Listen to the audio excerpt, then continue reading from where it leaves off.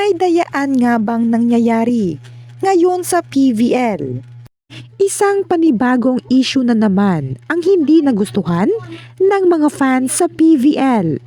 At Creamline Cool Smasher, may rumored na new player na paniguradong tututukan at aabangan ng karamihan sa PVL. Lahat ng yan ay atin nang alamin ngayon.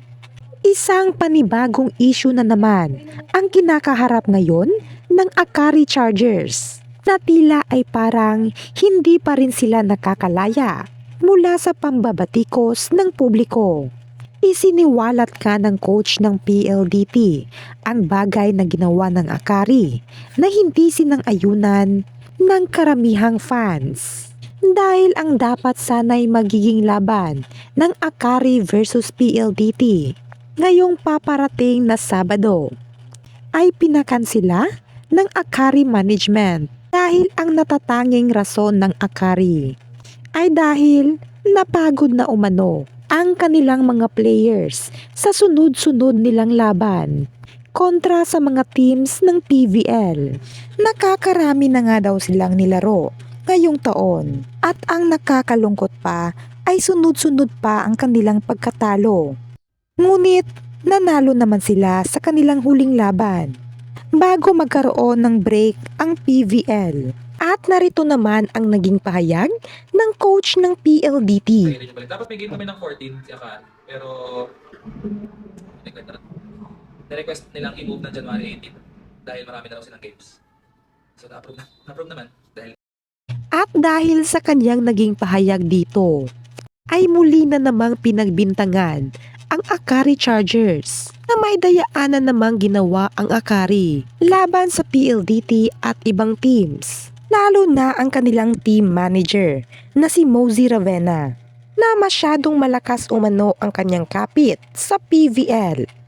Ngunit hindi na pumayag ang PVL na maulit na naman ang kontrobersiyang dayaan. Kaya naman naglabas ito ng statement kaugnay sa naging issue.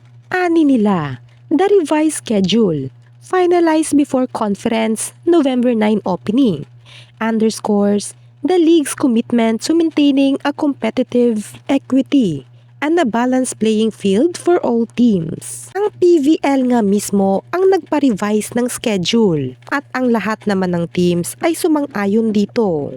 Kaya't para sa kanila, walang dayaan umano ang nangyayari dahil na misinterpret lamang ito ng coach ng PLDT. At sa kabilang banda naman, tila ay may bagong pasabog na naman ang Creamline Cool Smasher next year sa kanilang mga fans at sa kanilang lineup. Pagkatapos na spotted na nag-training ang isang unknown player ng Creamline at marami ang nagsasabi na kahulman niya ang dating middle blocker noon ng Ateneo Women's Volleyball na si Ami Ahumiro. Dahil sa katawan pa lang umano ay masasabi nating kahulman niya ito. Naging matunog nga ang kanyang pangalan pagkatapos makita ito ng maraming fans dahil matagal na ring nawala si Ami Ahumiro sa mundo ng volleyball. Aasahan na nga kaya natin na siya na ang hahalili sa naiwang pwesto ni Risa Sato. Ngunit paalala lamang na rumored pa lamang ito. Hindi pa kumpirmadong babalik na ito sa indoor volleyball. Kayo, sa tingin niyo, kailangan pa bang magdagdag ng players ang Creamline? Please comment down below.